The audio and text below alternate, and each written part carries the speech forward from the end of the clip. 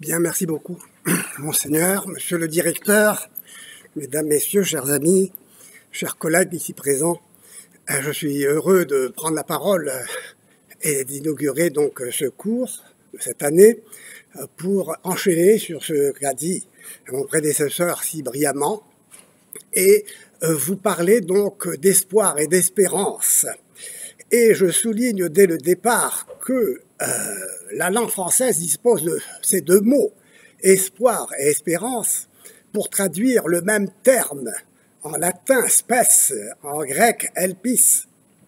Ils ont un même sens, en ceci qu'espérer signifie viser le même objet, un bien futur difficile à atteindre, car on ne peut espérer en effet en visant un objet que l'on possède déjà. Donc je disais, n'est-ce pas, que espoir et espérance se distinguent aussi, en ce sens que l'espoir s'oppose au désespoir et se définit même comme son opposition au désespoir. Et que l'espérance, précisément, se caractérise par ce dépassement de cette opposition. Par exemple, le malade espère atteindre un bien futur et difficile et recouvrer la santé au prix d'opérations douloureuses s'il le faut. Mais s'il est atteint d'une maladie incurable, il désespérera de guérir parce que la fin qu'il vise est inaccessible. L'espérance, en revanche, a l'assurance d'atteindre un bien à venir parce que ce bien ne s'acquiert pas avec les seules forces de la nature et se révèle être précisément ce qui dépasse la nature. Elle est surnaturelle. Le bien visé est infini, comme le désir qui, en tant qu'infini, révèle ce caractère infini du bien visé. Ce que la nature ne peut donner. L'objet de l'espoir, qui est un bien difficile, écrit Thomas d'Aquin, qui ici peut nous être utile, se présente comme attirant si l'on juge possible de l'atteindre.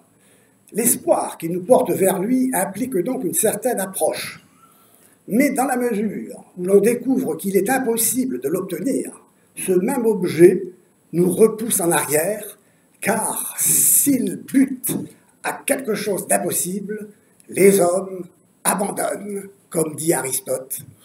Tel est l'objet du désespoir. Donc le désespoir apparaît ici comme ce qui résulte de l'éloignement de l'objet désiré qui s'éloigne à mesure qu'on l'approche, de sorte que ce dernier demeure pour toujours hors d'atteinte. Or, à l'opposé, l'espoir consiste à s'approcher d'un bien futur et ardu, mais jugé accessible, ce qui définit l'espoir, et ce qui oppose l'espoir et le désespoir. Ce qui oppose espoir et désespoir, c'est que le premier vise un bien possible et accessible dans le futur, car on ne désire pas un bien présent. Et le second, le désespoir, est de désirer en vain un bien impossible à atteindre. Quoi qu'il en soit, l'un et l'autre se rapportent au bien qui est l'objet du désir. Il suppose en effet le désir, car ce qui ne relève pas du désir n'est objet ni d'espoir ni de désespoir. Le désir donc, est désir du bien et s'inscrit dans la nature de l'homme. Il correspond à la recherche naturelle du bonheur qui consiste en la possession du bien désiré. Or, le bonheur recherché dépasse les limites d'un bien toujours désiré et laisse le désir jamais satisfait. La pensée de Pascal, bien connue, « tous les hommes veulent être heureux, même ceux qui vont se pendre », signifie que la soif de bonheur n'est pas étanchée par la somme des biens finis. Le bien fini n'est pas la somme des biens finis. C'est un enseignement. Le bien recherché est infini et n'est accessible qu'à l'espérance dont il est le véritable objet. Celle-ci est dite théologale, précisément parce qu'elle vise le bien souverain, infini, qui se laisse approcher et atteindre sans rien perdre de sa souveraineté. Ceci est très important, nous le verrons. Quand saint Paul écrit « j'espère contre toute espérance », cette expression signifie espérer en Dieu, même quand toutes les apparences sont contraires et qu'il n'y a aucune raison humaine d'espérer. L'espoir humain se révèle ainsi illusoire quand il désire posséder ce qui lui échappe nécessairement. Il fait place alors au désespoir. On ne peut espérer en ce qu'on ne peut posséder. Tel est le sens du mythe de la boîte de Pandore. Vous vous souvenez, suite au vol du feu par Prométhée, Zeus, courroucé, a voulu punir ce dernier et tous les hommes de cet affront. Il ordonna à Héphaïstos, le dieu forgeron, de créer un cadeau pour l'envoyer aux humains. Héphaïstos s'empressa de façonner alors avec de l'argile et de l'eau la première femme humaine mortelle. Les dieux la nommèrent Pandora, nom composé de pan, qui signifie en grec tout, et de doron, qui signifie don au pluriel. Pandore est donc celle qui a reçu tous les dons, beauté, amabilité, adresse, grâce, intelligence, mais aussi celui de la curiosité. Elle apporta dans ses bagages une boîte mystérieuse que Zeus lui offrit en lui interdisant, non sans malice, de l'ouvrir. Cette boîte contenait tous les maux de l'humanité, la vieillesse, la maladie, la guerre, la famine, la misère, la folie, le vice, la tromperie, la passion, l'orgueil. Pandore ne put résister à la curiosité de savoir ce que la boîte enfermait. Elle l'ouvrit, et tous ces mots s'échappèrent. Mais il restait encore quelque chose au fond de la boîte, l'espoir, c'est-à-dire le pire des maux, dès lors qu'il n'y a rien à espérer. Ce mythe est une métaphore de l'homme soumis à tous les maux et qui essaie de comprendre sa condition tragique, malheureuse.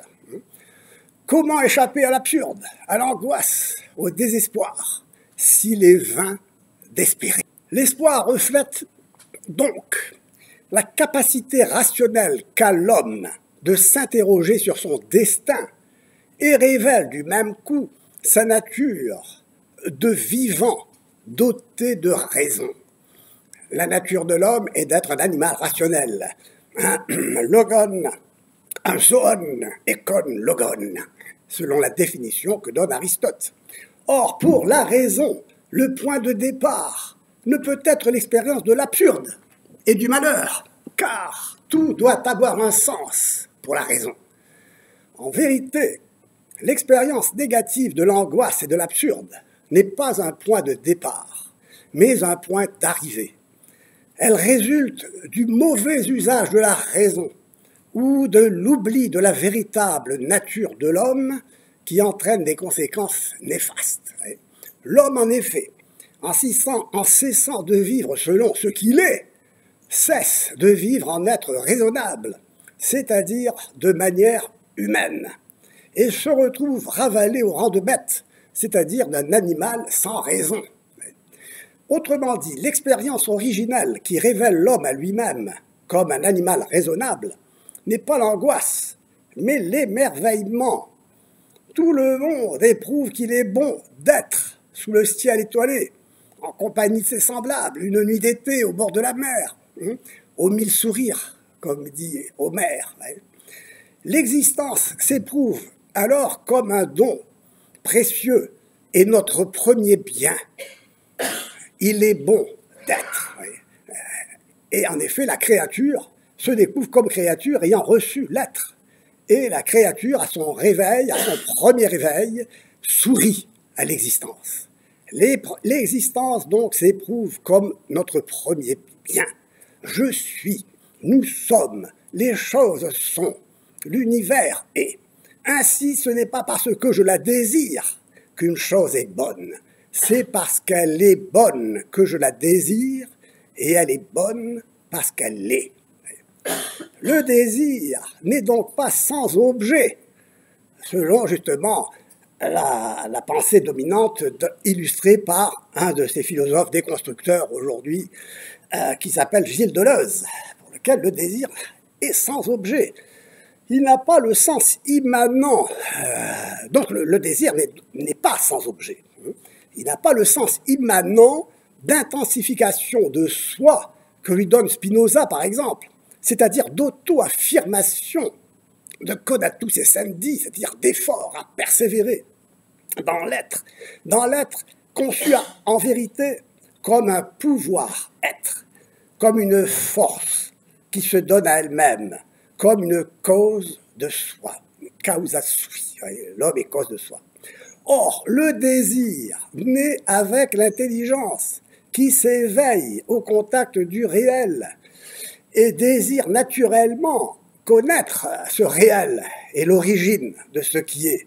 Et de là s'élève, à partir des êtres finis, à un être qui n'a jamais commencé d'être et qui se révèle comme étant le bien souverain, infiniment désirable, auquel toutes choses tendent. Le bien est ce vers quoi toutes choses tendent. Ce sont les premières paroles du livre d'Aristote, l'Éthique à Nicomaque. Un tel bien est au-delà de tous les biens finis. Il est impossible à ces derniers de l'atteindre et de l'embrasser en s'ajoutant sans fin les uns aux autres, comme s'ils étaient une division du bien infini à reconstituer, à rassembler les parties. Ce bien, impossible à atteindre par les créatures finies, ne peut être atteint que s'il se laisse atteindre. Il est en effet possible d'atteindre un bien de deux façons, par nous-mêmes, en tant que nous espérons atteindre un bien ardu, envisagé comme possible pour nous, ou par autrui, en l'occurrence grâce au médecin, s'il s'agit d'un bien fini, ou au secours divin, s'il s'agit du bien infini. C'est ce qui distingue l'espoir humain et l'espérance théologale, le naturel, si vous voulez, et le surnaturel. Comme nous venons de le dire, je reprends ici les commentaires d'Aristote repris par Thomas d'Aquin, comme nous venons de le dire, l'espérance dont nous nous occupons atteint Dieu en s'appuyant sur son secours pour parvenir au bien espéré. Mais un effet doit être proportionné à sa cause, et c'est pourquoi le bien qu'à titre propre et principal nous devons espérer de Dieu est un bien infini, proportionné à la puissance de Dieu qui nous aide, car c'est le propre d'une puissance infinie de conduire à un bien infini. Pour cette raison, la recherche du bonheur, donc, ne s'arrête pas au bonheur naturel, lequel, cependant, n'en est pas moins pour tout homme, croyant ou pas, un véritable bonheur. Le bien, tout bien est un véritable bien, même si ce n'est pas le bien infini. Celui, donc, de posséder un bien, quel qu'il soit, et en particulier ce bien qu'est l'être, dont tout le monde peut faire l'expérience, même l'athée, sans lequel nous ne serions pas là pour désirer être heureux. Mais la foi vise un bonheur surnaturel qui réside dans la vision béatifique, c'est-à-dire donc à partir d'un don de Dieu qui se donne à connaître, qui se donne à voir, un don, une grâce qui dépasse la nature.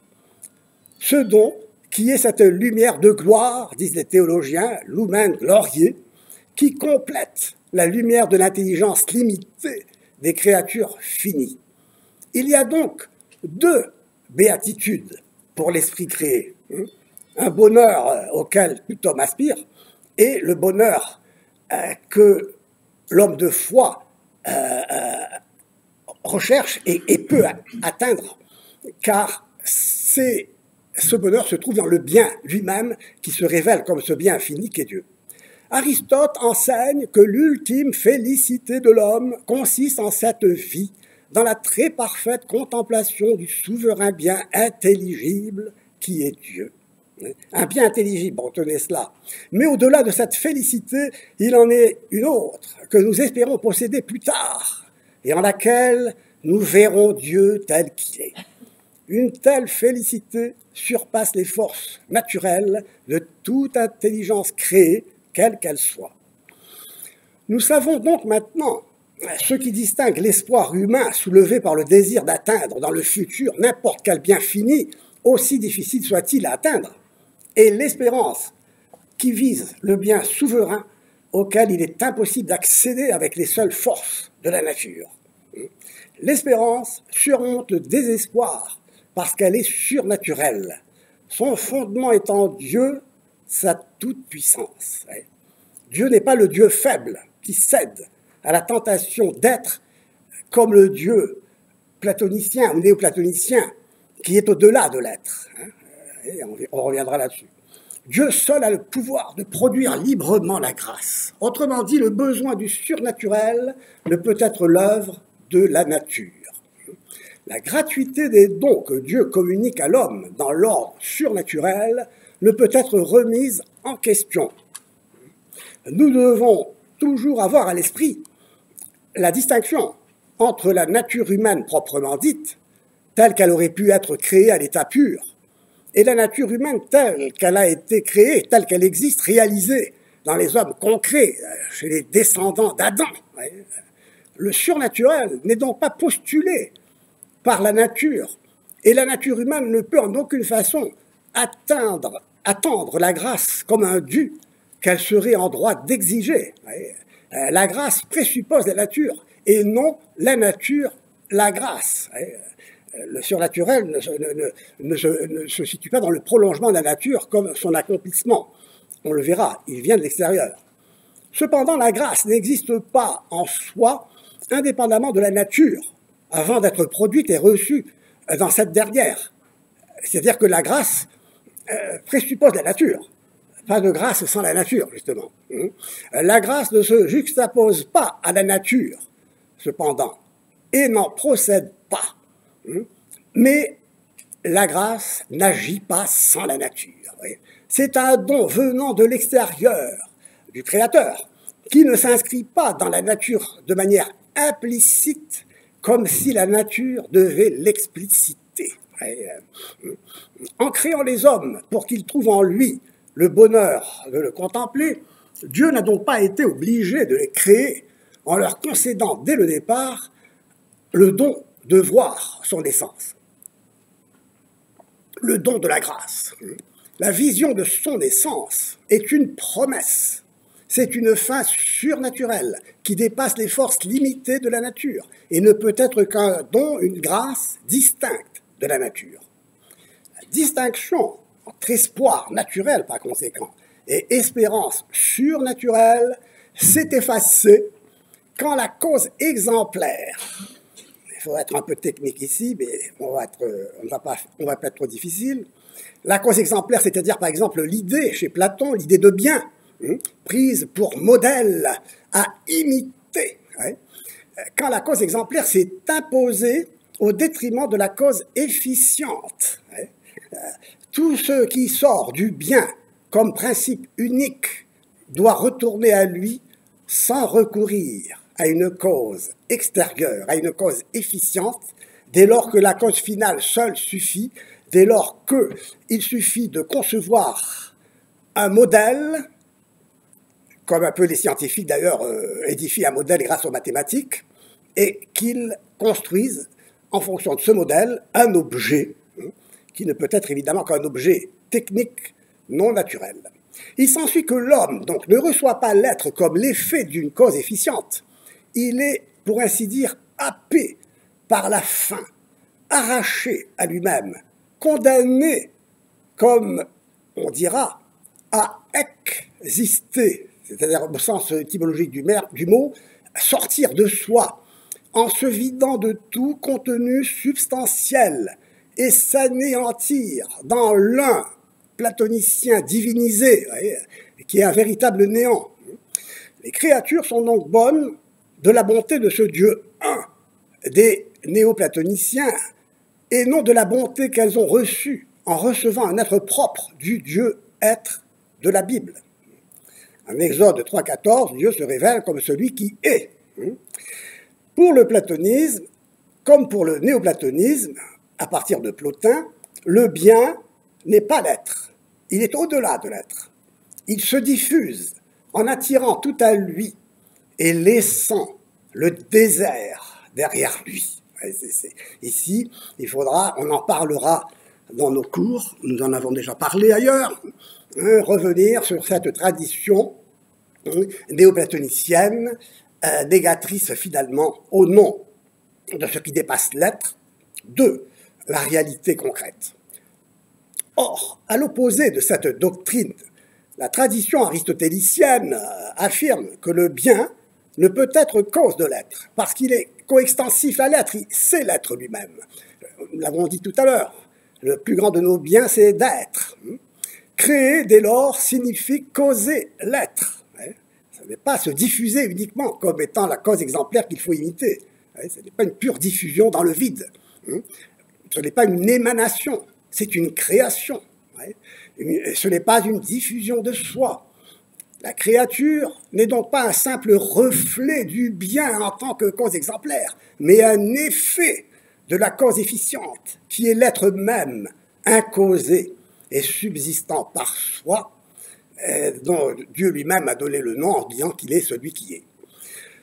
Sans cette dernière, la cause efficiente, qui produit l'être, donc qui cause l'être, tout se réduirait à un processus de retour au principe comme à la fin de toute chose, indépendamment de toute intervention.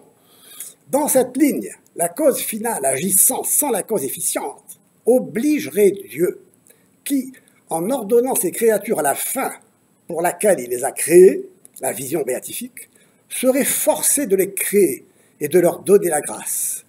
Il n'y aurait plus de place pour la conception d'une nature pure, c'est-à-dire une nature visant une fin distincte de la fin surnaturelle.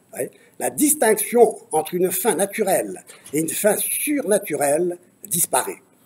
Ainsi, les platoniciens pensaient que Dieu ne pouvait créer que le meilleur des mondes possibles.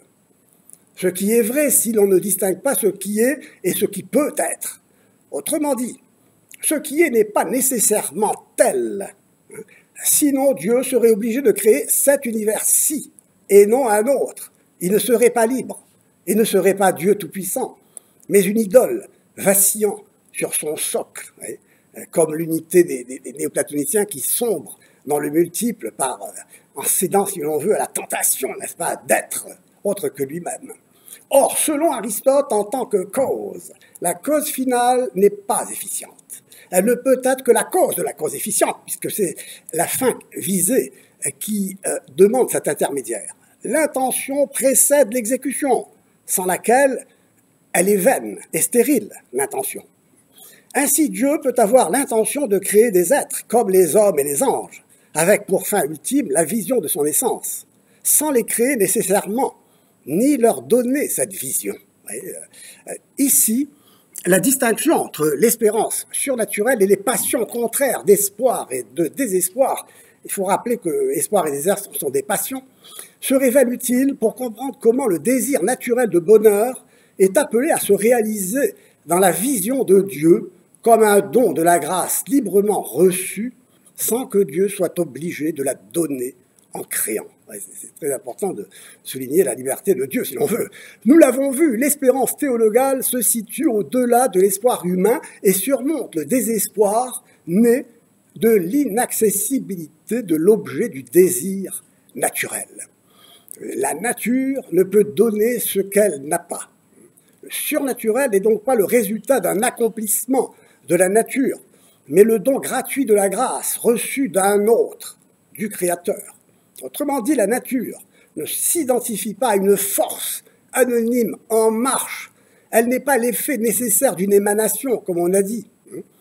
La réalité de l'homme et du monde ne consiste pas en un mouvement conduisant à l'avènement de la grâce et du christianisme lui-même.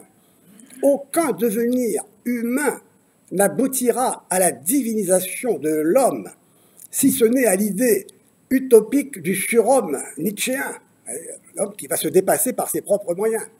La divinisation est l'œuvre exclusive de Dieu avec le concours de l'homme, qui accepte, s'il le veut, donc librement, le don de la grâce créée et la laisse agir en accord avec sa nature, déterminée d'être humain, raisonnable, autonome et libre. La distinction entre espoir naturel et espérance surnaturelle repose donc sur la distinction entre nature et grâce. L'effacement de cette distinction a sa source dans la remise en question de la notion de nature, au sens d'essence, c'est-à-dire de ce qui permet de définir ce qu'est une chose, comme l'homme par exemple peut être défini comme un animal doté de raison, ce qui est le rôle donc de l'intelligence que de définir l'homme comme il est. Autrement dit, la nature d'une chose ne peut changer sans que cette chose elle-même soit changée en autre chose. Bon, je passe. Or, tout un pan de l'histoire, de la pensée, a consisté à critiquer la capacité de l'intelligence à saisir ce qu'est une chose, c'est-à-dire l'essence qui permet de la définir, et de comprendre que cette essence se distingue d'un acte d'être propre sans lequel rien n'existerait. Ainsi, la chose réduite à sa représentation, au concept, est vidée de sa réalité substantielle. Elle n'est qu'un projet, dira Sartre. On a par suite opposé à l'intelligence justement la volonté, au profit de cette dernière, la volonté, transformée en volonté qui se veut, en énergie pure, en pouvoir être. Il y aurait ainsi d'un côté l'intelligence neutralisée, qui ne sert plus à définir quoi que ce soit et donc à atteindre l'homme et à comprendre ce qu'est l'homme en tant qu'animal doté de raison, et de l'autre la volonté se mouvant elle-même sans recourir à l'intelligence, qui aurait pour rôle de l'éclairer sur le bien qu'elle recherche. Elle ne sait plus ce qu'elle veut sans l'intelligence. Elle reste sans objet, comme la bonne volonté de Kant, comme le désir sans objet de Deleuze. La volonté de Kant qui est bonne a priori, c'est-à-dire ne voulant rien d'autre que soi. Marx ira plus loin en déclarant qu'il ne s'agit plus désormais de comprendre le monde, mais de le transformer. À la suite de Gramsci dira que la pensée moderne se caractérise par le pessimisme de l'intelligence et l'optimisme de la volonté. Cette volonté de puissance que Nietzsche transformera comme cette force finalement constructrice de l'homme et du surhomme. Ainsi l'homme, sans une essence, le définissant comme un vivant doté de raison à laquelle se conformer, est réduit à une pure volonté qui se veut, soumis à une énergie aveugle, livré à lui-même, sans la lumière de l'intelligence, sans nature. Il est devenu une aventure, comme dit Albert Camus. C'est désormais la volonté de puissance, ou plus précisément la puissance comme volonté, ou la volonté comme puissance, c'est-à-dire un pur pouvoir d'agir qui décide de ce qui est, non en tant qu'il est, mais de ce qui est à faire, non à comprendre ce qui est. L'action, la pratique, prend ainsi le dessus sur la pensée réfléchie. Au commencement était l'action, disait Goethe, pas le verbe. En se confondant avec cette énergie sans visage, l'espérance devient folle, comme disait Chesterton. Elle s'ouvre à ce qui est toujours nouveau, elle exclut toute présence permanente et substantielle. Tout sort de tout, surgit sans consistance, existe, au sens de sortir de soi, en s'évanouissant, sans fondement. Ce n'est qu'un tissu de relations, un réseau interconnecté, soumis à une force anonyme qui vide ce qui est de tout contenu.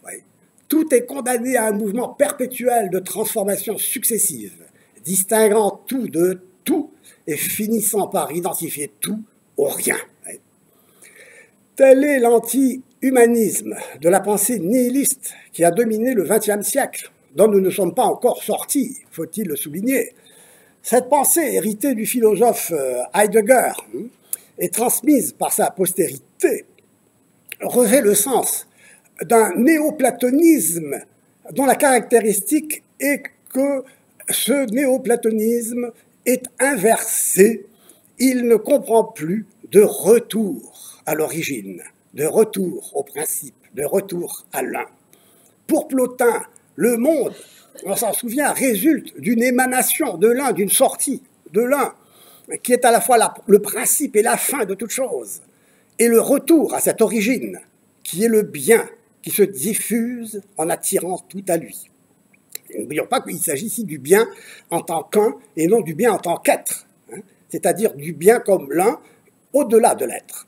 Le renversement heideggerien qui a dominé le XXe siècle, il ne faut pas l'oublier, le renversement heideggerien de cette philosophie consiste à affirmer qu'il n'y a pas de retour à l'un, au bien.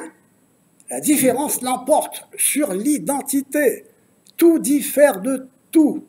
La négation de cet un, c'est la négation de l'un au sens actif. L'un nie tout ce qui s'ajoute à lui, tout ce qui n'est pas lui. La négation de l'un se transforme en énergie aveugle, négatrice de toute forme d'unité, d'identité, en néant qui néantise, dit philosophe Heidegger. Nichts, nichtet, le néant, néantise, qui néantise toute essence, considérée comme ce qui fixe la réalité dans une définition, et qui, tout ce qui n'est pas flux, inconsistant. Ouais. Pour ce nihilisme désespéré, il n'y a plus rien à attendre de l'avenir, parce qu'il n'y a rien à attendre au présent. Ouais. Une doctrine qui nie toute autonomie substantielle, en niant l'essence ou la nature, ce qui définit les choses, l'homme, n'offre aucune prise à la grâce. Ouais. Voire, elle est de trop pour la grâce. Dans cette ligne, la grâce ne présuppose pas la nature et ne joue plus le rôle de la parfaire. Ouais. Elle cède la place à une force aveugle, négatrice de la nature, justement, comme dans le plotinisme inversé évoqué plus haut, qui aboutira au wokisme, hein, défenseur des différences, de la division, dont l'idéologie consiste à nier, justement, toute identité, à mettre l'accent sur ce qui divise, non pour dénoncer la division, les injustices, les discriminations ethniques, sociales, sexuelles, mais pour s'en servir à des fins de pouvoir politique et imposer universellement, finalement, un point de vue particulier. On peut évidemment penser au LGBT, par exemple. Il s'agit d'une dictature de l'opinion prise pour une vérité universelle. Face à la négation de l'unité, de toute forme d'identité, de l'essence des choses, de la définition de l'homme, donc, en un mot de la nature, le théologien pourrait être tenté de répliquer en surenchérissant sur cette négation et attribuer à la grâce, identifiée à une force mystifiée, à l'identifier, même à une force qui deviendrait finalement mystifiée, le rôle négateur consistant à nier la nature corrompue et inguérissable. Ouais.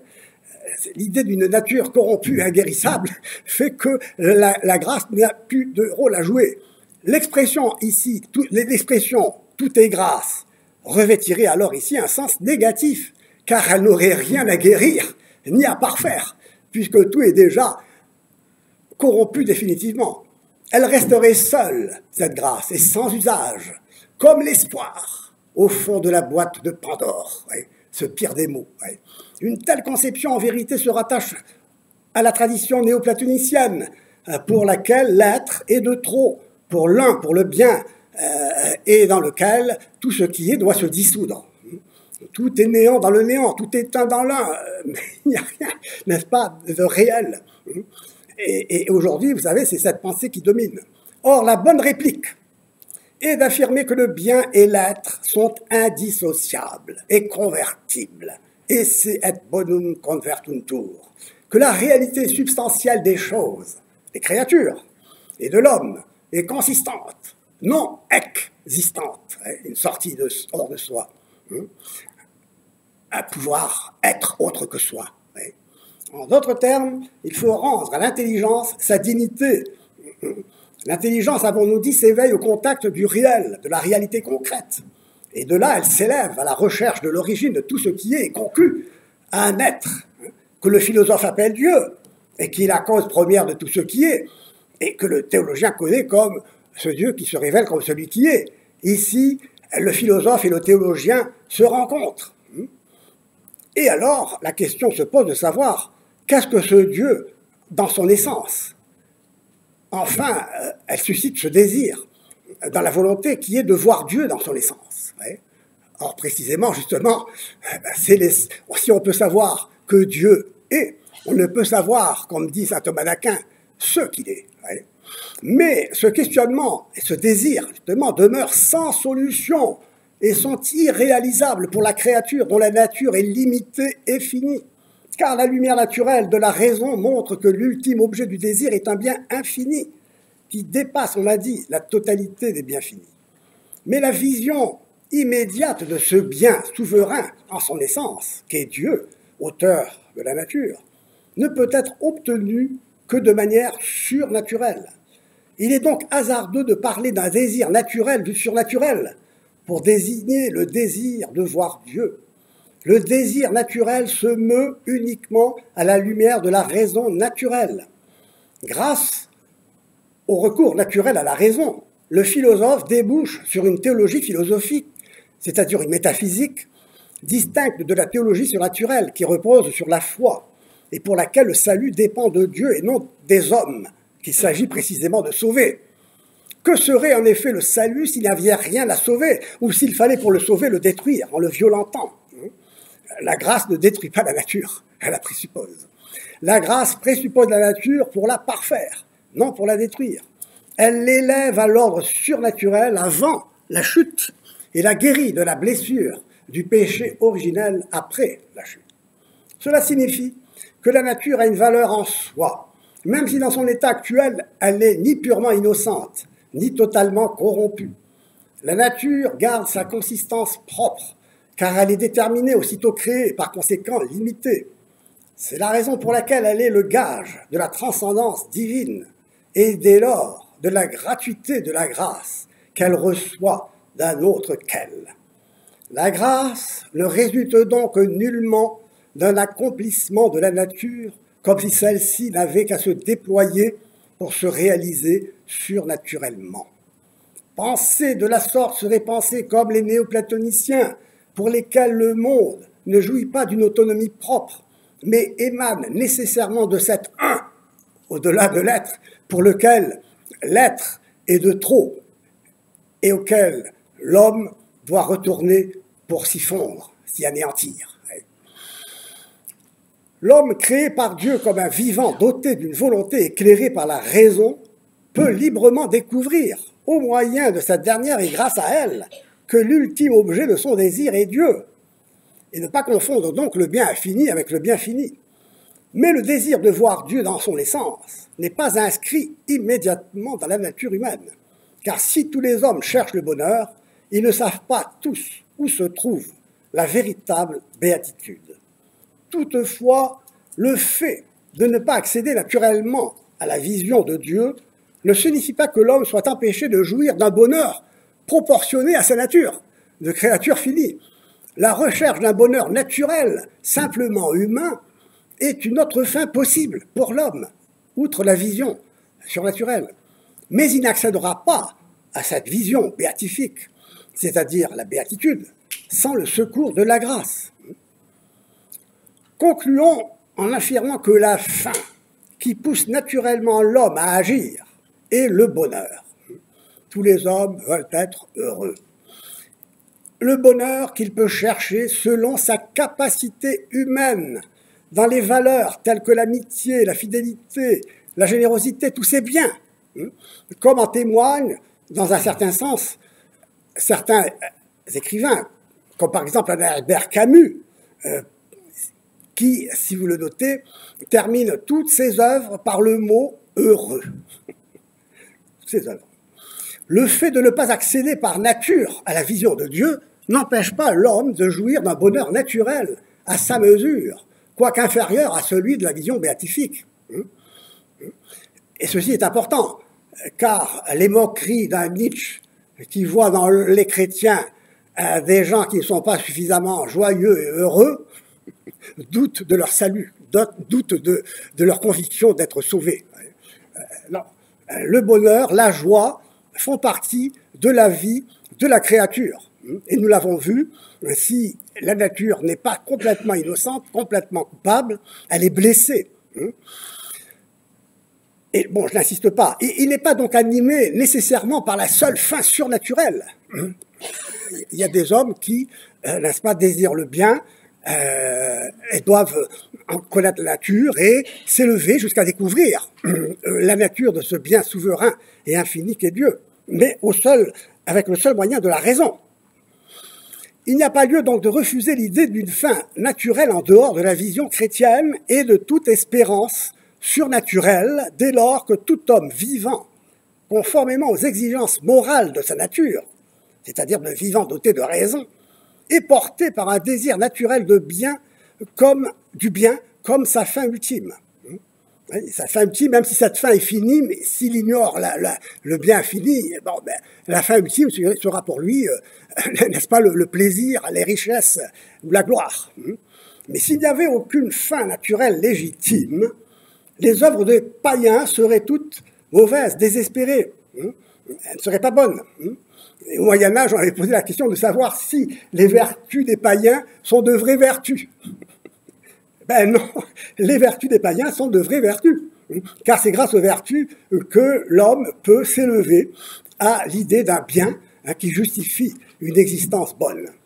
S'il n'y avait aucune, certes, l'objet du désir d'un bonheur parfait se révélera tôt ou tard naturellement inaccessible, car il ne se trouve que dans la vision béatifique et peut être atteint seulement par le don surnaturel de la grâce librement reçue. La recherche du bonheur s'épanouira alors selon la vocation divine de l'homme, c'est-à-dire l'appel de Dieu à une vie sainte. Ainsi entendu, le concours de la nature et de la grâce n'est pas l'œuvre d'une force aveugle et absorbante, mais l'effet d'un don divin qui les distingue sans les opposer et les unit sans les confondre.